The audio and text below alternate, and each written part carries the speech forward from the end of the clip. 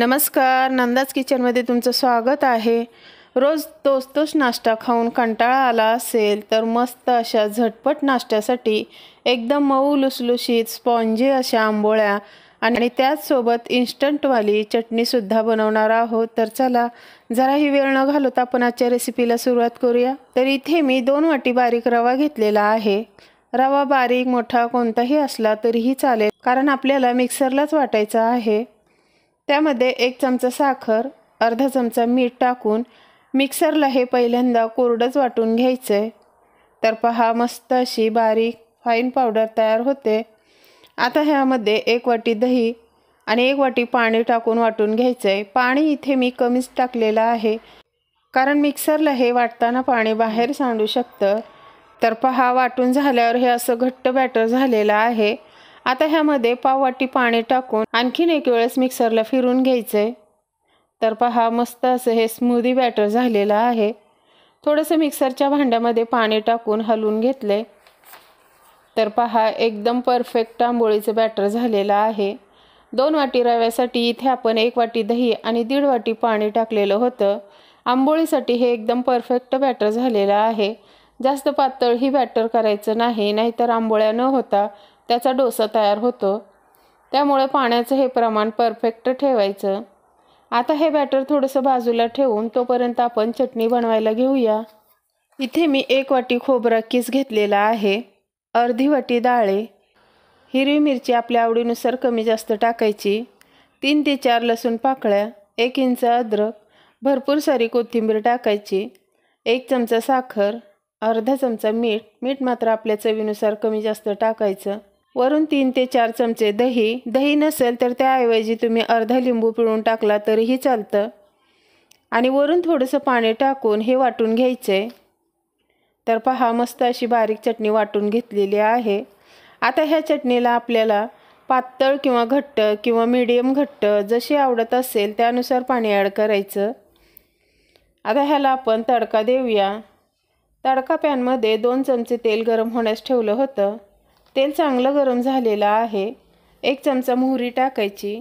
मोहरी छान तडतडली की त्यामध्ये 1 चमचा उडदाची डाळ, 2 सुकी लाल मिरची, थोडासा कढीपत्ता, थोडंसं हिंग टाकून गॅस बंद करायचा आणि हा तडका ह्या चटणीमध्ये टाकून मिक्स करून घ्यायचंय। तर पहा ही झाली मस्तपैकी इन्स्टंट नारळाची चटणी। चवीला मात्र एकदम खमंग आणि अप्रतिम लागते ही इन्स्टंट चटणी। आता आपण आंबोळ्या करायला घेऊया। ह्या आंबोळ्या मऊ लुसलुशीत आणि जाळीदार होण्यासाठी ह्यामध्ये आपण 1 इनोचं पॅकेट टाकणार आहोत। इनो ॲक्टिवेट होण्यास वरून थोडंसं पाणी टाकून छान हे मिक्स करून घ्यायचं। इथे आपल्याला जास्त हे बॅटर फेटत बसायची गरज नाही। इनो ॲक्टिवेट झाला की लगेच आपण आंबोळी पॅनवरती टाकून घ्यायची। इथे मी आंबोळी बनवण्यासाठी पॅन घेतलेला, तेलाचा एकही थेंब न टाकता आपण आंबोळ्या करणार आहोत। बॅटर टाकल्यानंतर हलक्या हाताने थोडंसं पसरवून घ्यायचंय, म्हणजे एकसारखी लेवल होते। पॅन पहिल्यांदा मोठ्या गॅसवरती गरम करून घ्यायचा। आंबोळी टाकल्यावर गॅस मात्र लो टू मीडियम करायचा। तर इथे आंबोळी बघू शकता किती मस्त जाळी पडलेली आहे। ह्या आंबोळीला शिजायला फार वेळ लागत नाही, 2 ते 3 मिनिटात ही आंबोळी तयार होते। आता ह्याला पलटी मारूनही दाखवते। कलरही बघू शकता काय भारी आलेला आहे। हा कलर साखर टाकल्यामुळे येतो। साखरेचा आपण कॅरमेल बनवतो तसाच कलरही ह्या आंबोळीला येतो, त्यामुळे 1 चमचा साखर आवर्जून टाका। दुसरी ही आंबोळी करून दाखवते।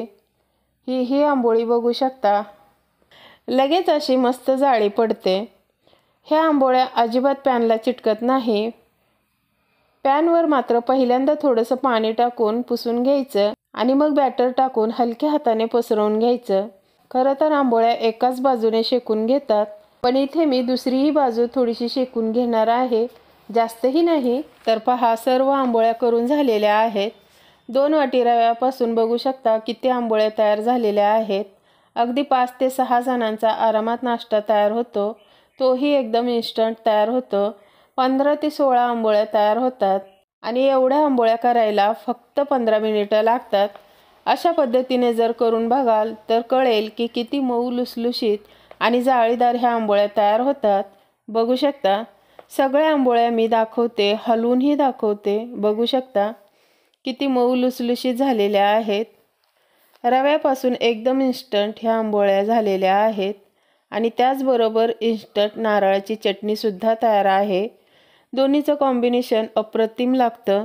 सकाळच्या घाईच्या वेळेस किंवा दुसरं काही नाश्त्याला बनवायचा कंटाळा आला असेल किंवा तोच नाश्ता खाऊन कंटाळा आला असेल तर अशा पद्धतीने एक वेळेस नक्की करून पहा आणि कमेंट करून सांगा।